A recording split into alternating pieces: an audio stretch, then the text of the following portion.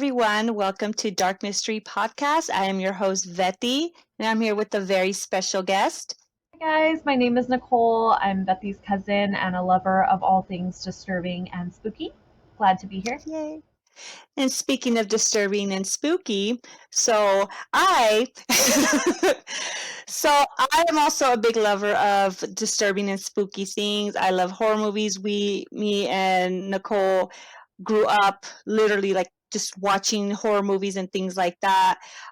It's very, very up our alley. So right here, what we do in Dark Mystery Podcasts, where we sprinkle a little venom for the soul, pardon me. So we will be having our Twilight topics and then our main topics. But Nicole, would you like to explain what a Twilight topic is? Yes, so Twilight topics are always going to be a little bit different. Every episode, it'll be your introduction to your podcast. But today, we're going to be sharing some idiot criminal stories that I wanted to share. So let me pull those I'm excited. up for you. They're pretty funny, pretty interesting. Okay, so the first story that I have is from the New York Post. The story's a little bit older. It was in September of 2021. An Ohio woman reportedly woke up to discover a burglar napping in her guest bedroom after he had broken in overnight, taken a swim in her outdoor pool, and even eaten the family's leftover chicken. Stacy Stedman, who lives with her husband, son, and brother-in-law, said that she saw the light was on in the spare bedroom, where she found the not-so-smooth criminal snoozing. Stacy woke up her brother-in-law, Bryant Pearson, who chased the intruder outside of the home. She also discovered that the door to the backyard was open and that the man's wet trousers were laying by the pool, indicating he had taken a swim. Excuse me. Sorry. She also confirmed that the hungry criminal had also apparently finished off their leftovers of the previous night's chicken dinner. He even went as far as to light a candle in the bathroom as if it were an Airbnb. Oh. Before he left, the creepy nabber even swiped a pair of her son's underwear. Thankfully, the sleepy chicken snatcher was arrested by police, who suspected that he was intoxicated. They brought him to a hospital for an examination. The man has since been slapped with a burglary charge and issued to a court summons. So, a little interesting encounter that lady had. I'm sure it scared the crap out of her. All right. Hold on, I have a question. Yes. Okay, so he broke into the house. He went swimming in their pool. He ate their chicken. He snatched the son's underwear. Yes. Lit a candle in the bathroom, and then took a nap? Correct. So he was living it up. Oh. You know, as a mother, by the way, I am a mother of 3, but as a mother, you know what I would give for that? Like, I wish, no, I'm dead serious. Like, I'm being serious. There have been times where I come home from work and I take a nap, but sorry, I'm like dumbfounded. How is it that you can break into someone's house and do all that? I tell my kids, leave me alone, don't talk to me. I just want to take a freaking nap, and I can't even do that. And then he eats the chicken. Like, that pissed me off. Honestly, I think out of everything he did, that would piss me off the most. Like, I'm sorry, I love my food. I'm a foodie, but it's like, how are you going to eat my leftover chicken? You know leftover chicken's bomb. You know that. So that would be so bad. Leftovers gone, wet pants laying out in the backyard, stealing people's underwear, lighting candles in the bathroom. I don't know what he was doing in the bathroom, having a nice bath or whatever he was doing. He set the mood for sure. Did he at least flush the toilet? I mean, I feel like that would have been a part of the article had he not, but could have at least hooked it up with some chicken. Way to wake up. Oh my God. right? Yeah. Yeah. Okay. $1 million question. How would you feel if that happened to you?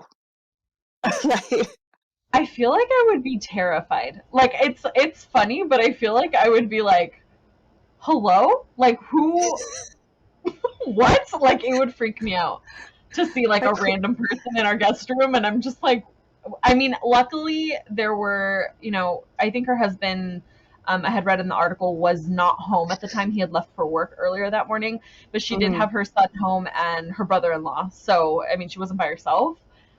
But I mean, I'm glad someone else was home to chase him out of the house because I would have a heart attack, probably, to Okay. be Here's a honest. here's another question though. Here's another question. I don't know if it says in the article or not. How old was the son? Because was he wearing like tidy whities or was it like bucks?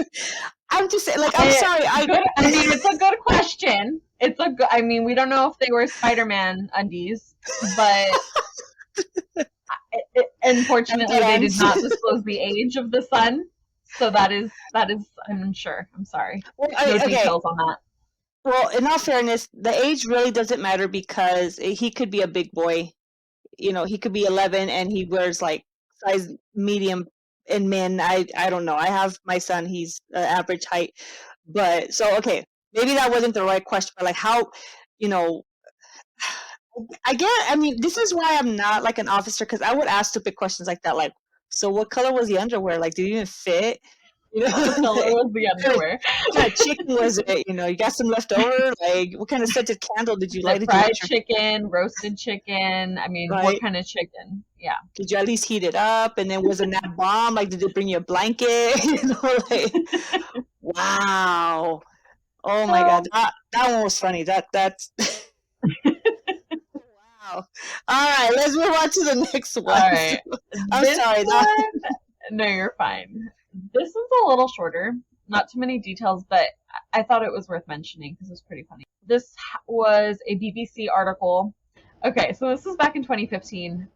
Australia police arrested a naked man from Derby who allegedly ransacked a car and stole a delicious burger. The very hungry man somehow broke into a friendly tradesman's car and stole the burger. The tradesman confronted him about the said food, and the man proceeded to strip naked before walking away. The police arrested him a short while after, charging him with theft and disorderly conduct. It's unknown whether or not the burger was consumed by the time he was taken into custody, and there's no word on whether or not the tradesman got a replacement burger. These kind of sound like my kind of people. I would break in So, for chicken, for a burger, especially In-N-Out Burger. Okay, I wouldn't get naked though, because that's just like, mm. Nobody yeah, wants to do that. What's up with these people and the food? I mean, if you're hungry, you're hungry. I mean, clearly these two guys were high. I mean, they had to have been, right? Well, So, they're high enough. I I'm sure mean, they were if you got hungry. the munchies, so I guess when you're in a dire need, you do what you got to do. I mean, So, but can you imagine, like, you're in the car or whatever, and someone's like, "Give me the burger," Okay, you don't want the cell phone? No, I want the burger. Oh, and never then mind, he there's got naked and just walked away. So, I mean, Right that on, that was brother. like the cherry on top. So it was a short story, but I just was like, oh, But he interesting. probably, would have stolen that cherry on top too. Just saying. What? Probably Well, he okay, needs but dessert. was it worth? Was a burger worth it? I'm seriously asking the wrong questions, but was the burger worth it though? Like, I was don't it a know. I double guess it depends. cheeseburger? I mean, Did it who come with made the fries? burger? True. I would have taken the Like, is fries it and the drink. In-N-Out, Five Guys? Like, what kind of Yep. burger is it? Ooh, 50-50 Slaters. We got to go there. It's bomb. Yeah. So if it's one of those burgers, or from wherever you're listening, when you just imagine that, because every state has that one burger joint, right? It's just like we all swear to it, right?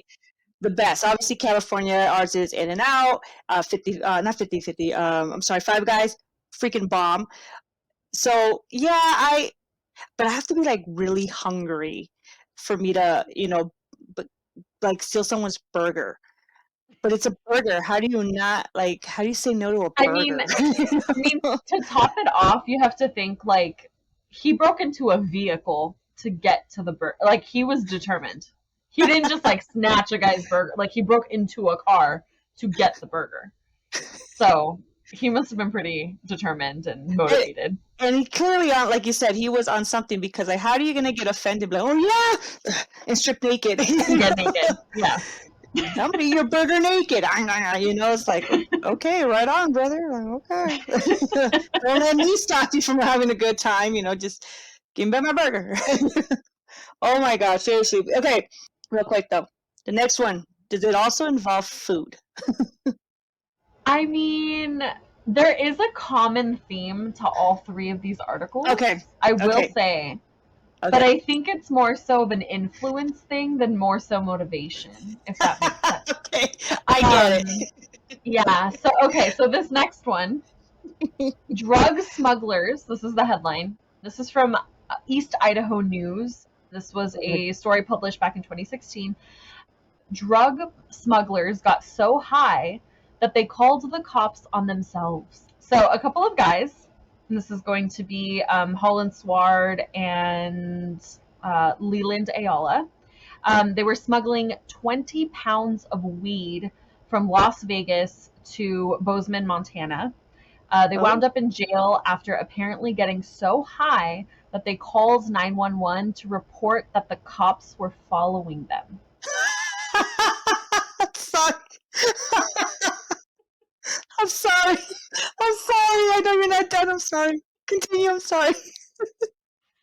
The cops were definitely not following the men, but they showed up after the call, during which Ayala explained that he had already tried waving down all the cops in civilian cars, but it wasn't working. He also noted that the men had plenty of snacks and stuff. Don't know what the stuff is, but they said snacks and stuff with them, and a pretty friendly pit bull. They had their little dog with them. And maybe not little, but at least they had their doggy. Yes. When the police did arrive, the two men were standing with their hands behind their heads, ready to surrender. Their weed, which was hidden inside a garbage bag and in a dog carrier, had been neatly placed on the sidewalk. Holland Sward pleaded guilty to possession with intent to deliver and has been sentenced to 30 days in jail and 5 years of probation. Ayala was reportedly sentenced to 1.5 to 8 years in prison. Reports state that the judge increased his sentence because he tested positive for marijuana, cocaine, and oxycodone on the day of his sentencing. Must be on the nice. day of his sentencing. The day of his sentencing. So they upped smart his sentence. So that was, I mean, clearly all of these people were under the influence. So that contributed to the crime. Or just super hungry. Super hungry. So they called the police on themselves because they thought they were being chased by the police. Okay, listen. I've done some pretty stupid shit. Okay, I'll share one in a second, the one I shared with you earlier, and then I got another one too, real quick. But damn, like, just saying, like, okay, like the commercials, what would you do for a Klondike bar? Okay, I wouldn't break into a car or a house. I wouldn't call the police on myself, and show up high to the courthouse. To be honest, like, no, I'm sorry. Not even for, like, the most, like, juiciest In-N-Out burger in the world or whatever burger joint you guys have in your states. But wow, those were good. Those were good. Dumbass of the month. I mean, maybe if you were high, you would. Maybe. Personally, I've never done it, so I wouldn't know. I'm just saying, clearly they had motivation. Right, well, okay, I do drink. I'm not an alcoholic, but I do drink. When I drink, I like to, relax, but I do get hungry. So yes, maybe. that's true. So maybe. So That's very You have true. you Yeah. have like you have like an extra glass of wine that night, maybe. Who knows? You might. But you know what that reminds me of though? I don't know if you heard. I mean, obviously it has to be fake, but it's a recording of a guy calling 911, and they're like, "Oh, 911, what's your emergency?" He's like, "Help, help! I'm seeing colors. I'm hearing this. Blah blah blah. I can't breathe. I'm splitting in half. I can't feel my butt crack." He ate like a bunch of brownies or something like that. I mean, it's clearly fake, but that's what it reminded me. It was the cops are chasing us. Well, no shit. Like, even if they were, You like, no called. shit. You called exactly. So let me share my little airhead stories with you guys real quick. So the one I shared with earlier with Nicole here. So, okay. If anyone follows me or anything, you guys know that I was a guest featured on another podcast called No Fly Zone. Super cool podcast. I highly recommend it. Go check them out. Casey is the best. Brent, love you guys. So me and Casey did an episode of, it was like sociopaths versus psychopaths. And so we get online and everything. We have the video. I can't hear her, like, for shit. I can't hear her. And she's telling me like, hey, and I'm typing, I can't hear you, blah, blah, blah. I don't know what the hell's going on. I have my ear, headphones, everything. I can't. So I call my high-tech son. Mind you, he's 11. I call him and I'm like, hey, mijo, can you please help me? I don't know what I'm doing wrong. What's going on? So he's doing everything. He's just, typing away, checking the settings. He's like, Mom, there's nothing, like, everything's fine. Everything's set. So I'm like, oh my gosh, what's going on? So then he looks and he's like, hey, Mom, did you take mute off? And I'm like, no. So my dumbass had it on mute the entire time, and she could hear us, mind you. So I look back and she's laughing her ass off, right? She's like, "Oh my god!" And I had her on fucking mute the whole time. So I'm like, "Yeah, okay." So and then I think it's just the curse of the podcast, to be honest, because recording this one, we had to re-record this episode. You guys, just kind of letting you guys know. So the first time we tried it, I have my other headset. I'm borrowing my daughter's right now. I had my other headset. And I couldn't connect it to my laptop for the life of me. So I had to borrow my daughter's again, right? So I'm doing some editing and everything, and I'm like, no, I know these are Bluetooth. They're really good ones, they're like the pro ones, right? They're really, really good. Why is this not working? So you need to connect this little guy in order to whatever you connect it to, that's what it's going to work on. My dumbass left it on my PS5 this whole time. And I'm gonna be like, it's not working, it's not working. So so that's my airhead moments, which I have often. I get it's a family heirloom. I mean, that could be your future Twilight topic right there. Just These are dumbass moments, or sorry, Vetti's dumbass moments. It's like, But okay. So what else do you got for us? Is that all? those were my 3 articles. Woo! Like I said, common theme, how to keep them in the same grouping. High as fuck. And hungry. And For hungry. more. Oh my gosh. Well, thank you for that. So that was our Twilight topics. I hope you guys enjoyed that. So now we're going to get to our main topic. So before we get to our main topic, trigger warning. We're going to get a little serious now, people. Yes. Namaste. Trigger warning. This does include SA. It does include harm of children and murders and stuff, also of children. So if you guys if that's not your cup of tea, I understand. You can go ahead and log out now because it is pretty gruesome. And I'm trying to make sure I get all the trigger warnings. There will be cursing, by the way, just FYI. I know I didn't do that in the beginning. I apologize. So let's get into it, all right? So this happened in 1996. It's called the Baldwin Park murders. So it's actually where we're from. me and my cousin and my family, our family. And this actually happened about 4 blocks from our grandmother's house in Baldwin Park. So it was on September 29th in Baldwin Park, California, in the single family home of the Torres family. So the Torres family, they consisted on Peter Torres, 49, Patricia, 36, Maciel, 12, and Evelyn, 9. They were gathering with their family members. It was Robert Diaz, 32, his wife Martha, 21, and their 2 sons, aged 2 and 3. They also had their Aunt Celia, who was 44, and there was a gardener there named Jose Rojas. He was outside working on the front lawn. So once they were gathering there, 2 people, a male and female, had went inside the home and they attacked the family, including the gardener.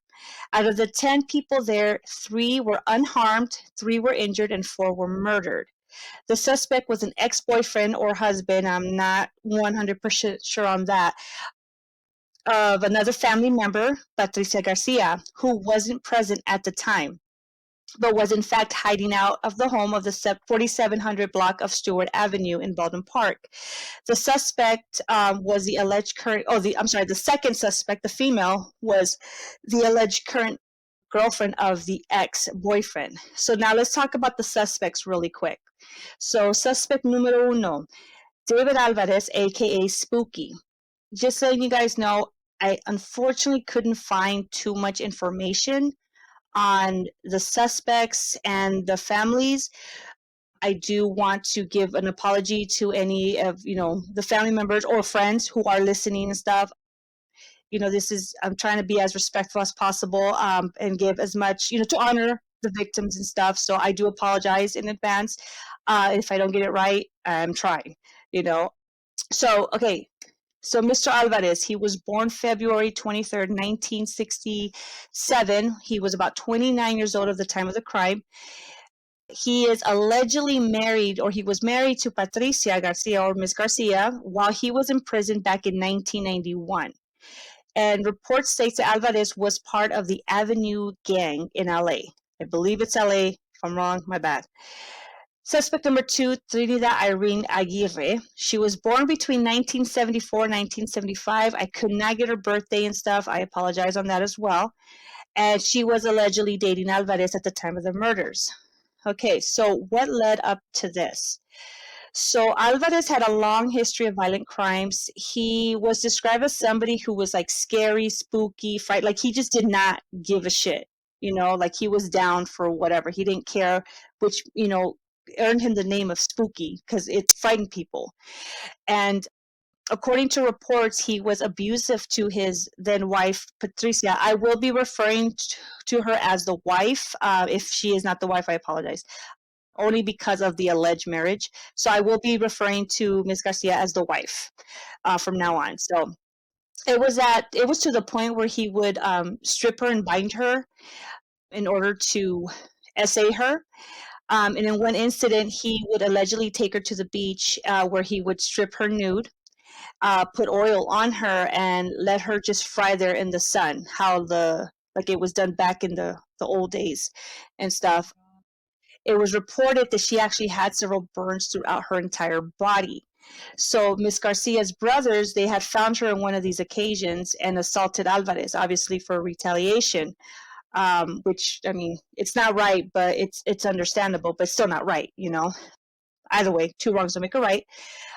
So then Patricia then had fled and she was hiding out in her relative's home, unbeknownst to Alvarez. She had hid in the Torres' home in Baldwin Park. She was there for about a month or 2. So Alvarez was clearly not happy about the situation, and he did want revenge.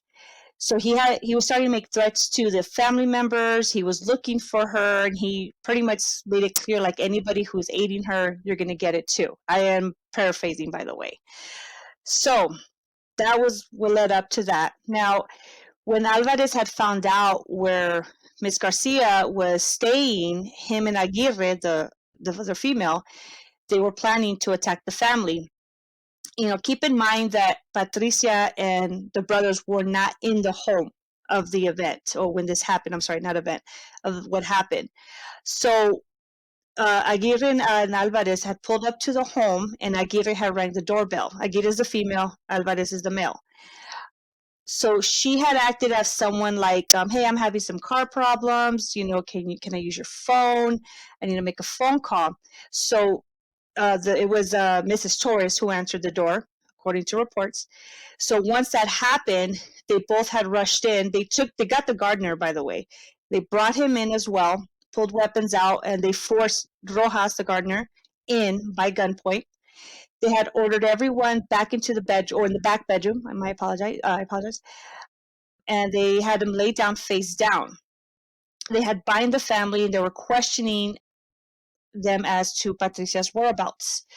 So they told Alvarez that they didn't know where she was at the time, or what time she would be back. And so they were held hostage about 2 hours, give or take 2 hours.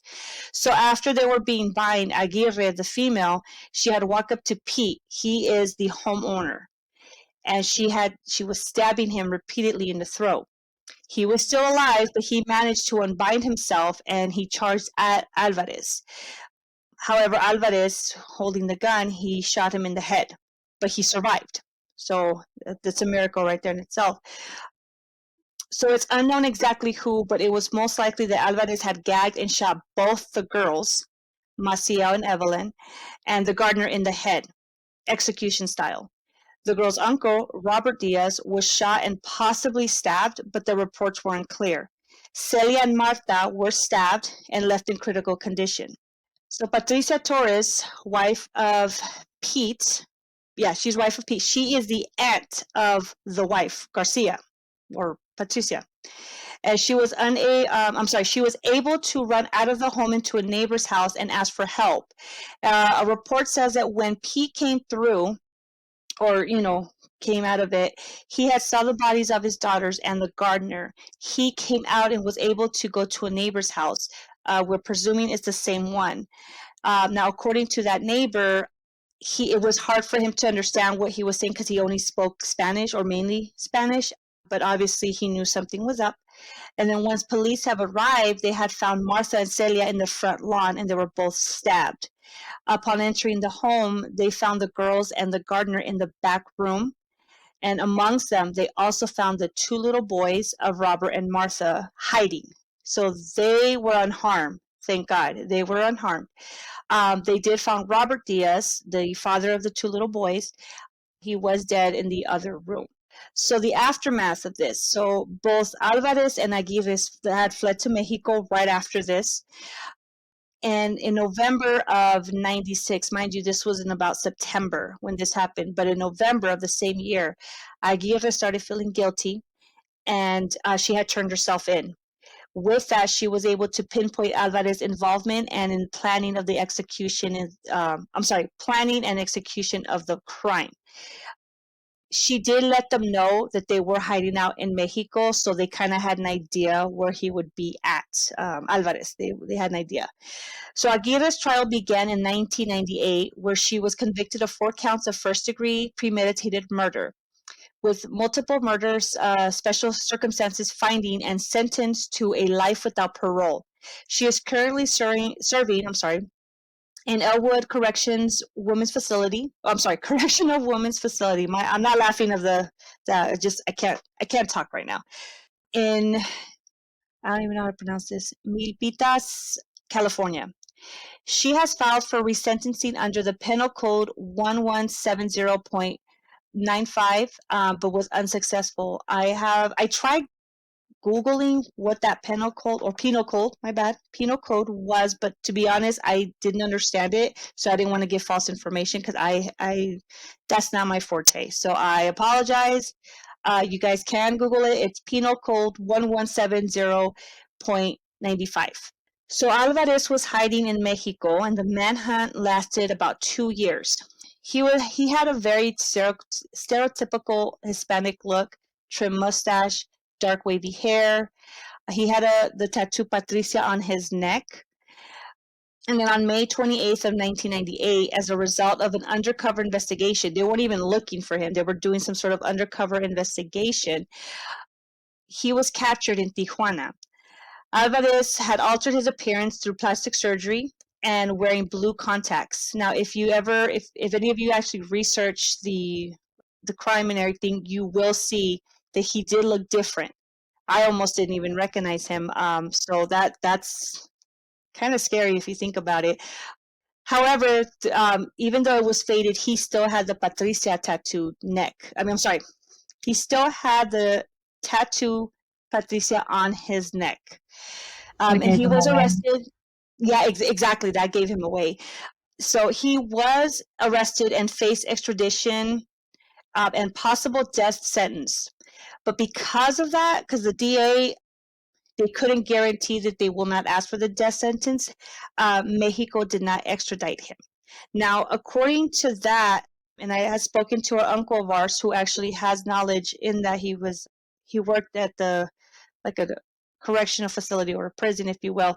He was basically telling me that so when that happens, like let's say somebody goes to Mexico, they will be expedited here to America. However, if the DA is seeking the death penalty, they will not expedite them. Now, I don't know if that means if that person is a Mexican citizen, came here, did a crime and went back, or if it's an American citizen and went there. You know what I mean? I unfortunately that information I don't know.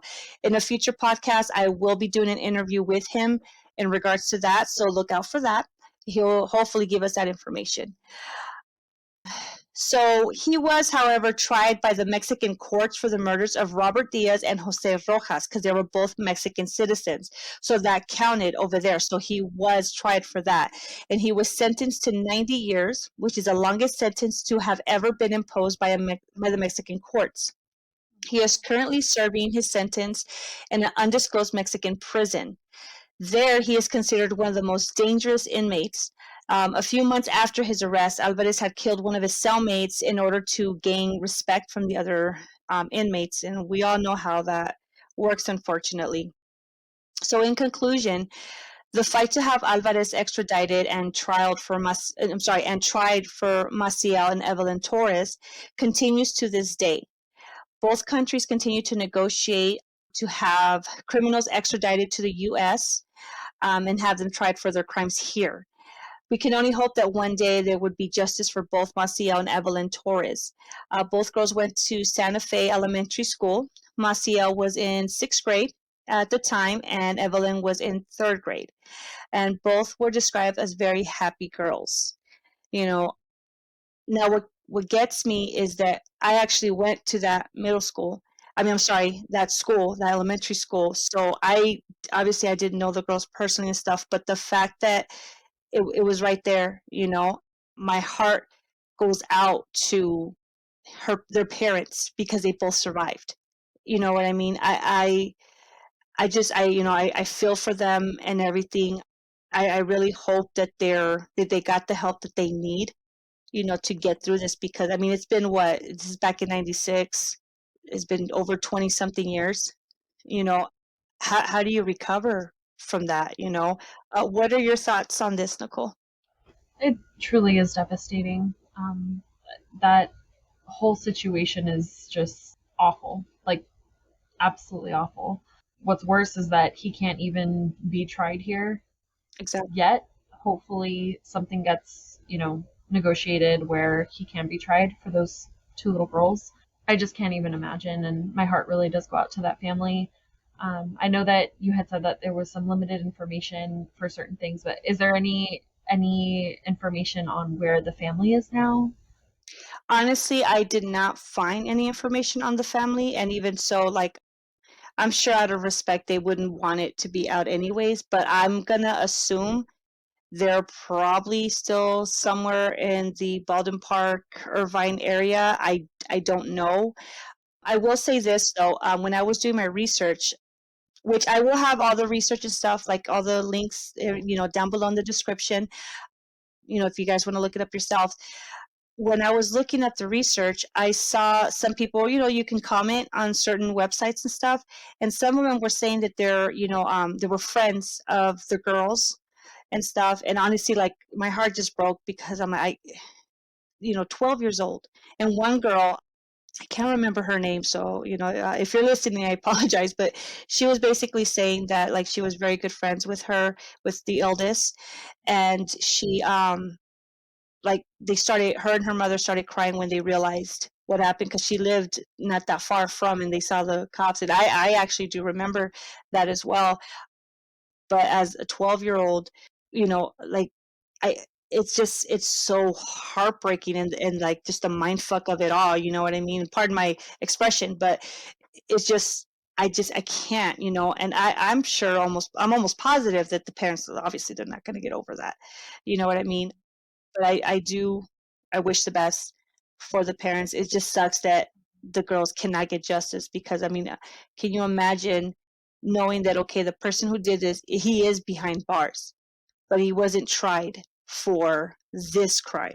I mean, it was still the same crime, but for these two girls, these two victims, how as a parent, how do you feel? How do you know what I mean? Like, how can you express that? So I definitely be doing a lot of praying for that for them, and everybody involved in that, and the aunt too, the girl, the wife, you know, definitely. I unfortunately I couldn't find anything on her, like any updates or anything. So I wishing them, all of them well, especially her because I'm sure she feels extremely guilty for what happened. It's not her fault. It's just unfortunately when you're in an abusive relationship like that, it's hard to get out. As some people who've never been in one, never experienced it, to them it's easy to say, "Oh, well, you could just leave." It's really not. It really, really, truly isn't. So, and from the reports that I read, they were married since '91, allegedly.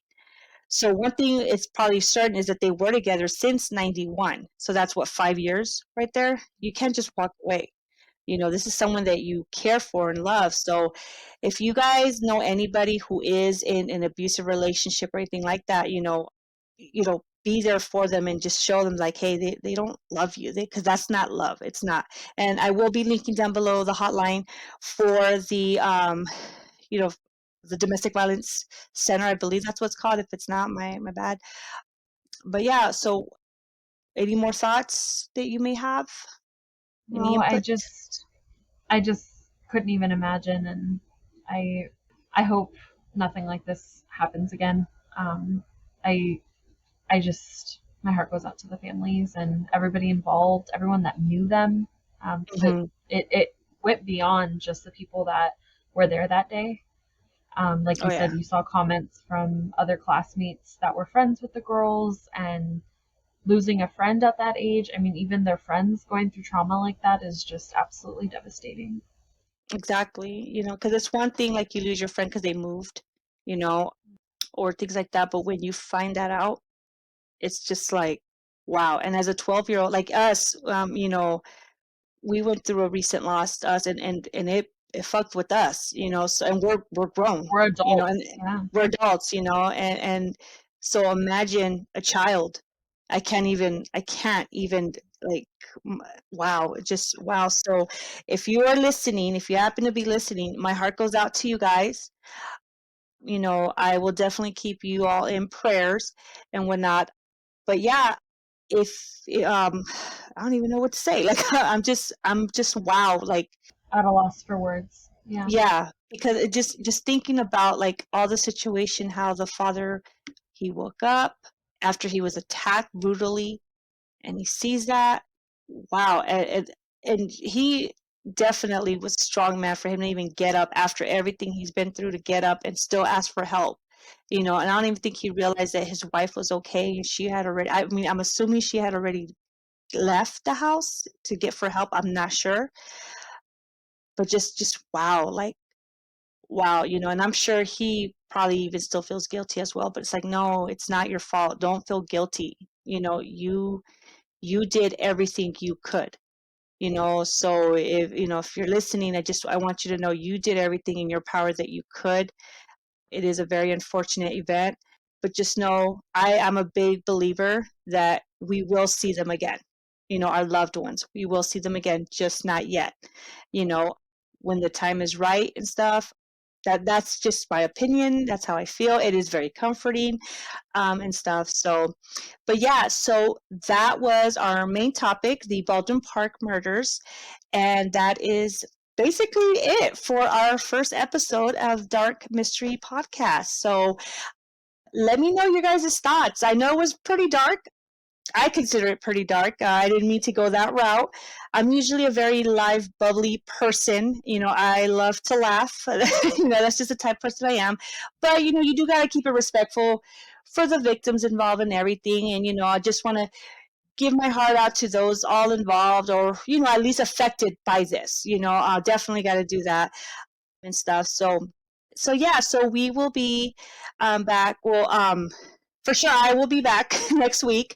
Sorry, I have a brain fart right now. Like, I'm just so lost at words right now. Like, it's just, wow. Wow, and we're not laughing because of, the story or anything. We're just, I don't know about you, Nicole, but like me, when things are awkward, I tend to giggle. So, or uncomfortable, I tend to giggle a little bit. Nervous laugh. Exactly, Yeah. yes. So, if anyone finds it disrespectful, I apologize. I swear I'm not trying to be disrespectful. So, but thank you guys so much for listening. Nicole, thank you so much for being my first guest. I Thank you for appreciate it. having me. Of course. And thank you for that very tasteful treat of, the Twilight topics, because now I am pretty hungry, actually. A burger does sound pretty good. I'm not even gonna lie. Now you know, yeah. Now you know what you're having for dinner tonight. Right? Like, we're getting burgers, kids. But we're not buying them, we're stealing them. So look for a car with burgers in it. Everyone, so once again, I will link everything down below. Please go ahead and follow us on YouTube. I have Spotify, I have a TikTok. There's also Instagram and Facebook. I'm sorry. Those are Dark Mysteries Podcast. Sorry. And on Twitter, it's Venom for the Soul. That's Venom, VENOM. The letter 4, DA, and Soul, SOUL. Go ahead and check that out. Leave me a like and follow. Comment down below what you'd like to hear next, or if you'd like to be a guest, please go ahead, send me an email at darkmysteriespodcast@gmail.com or any of the social media links. And let me know what you guys think and what you want to hear next time and stuff. And thank you, Nicole. I appreciate it. Thank you. Hopefully we'll hear from you soon again. So, all right, everyone, with that is it for us. Thank you so much for listening, you guys. All right, take care. Bye.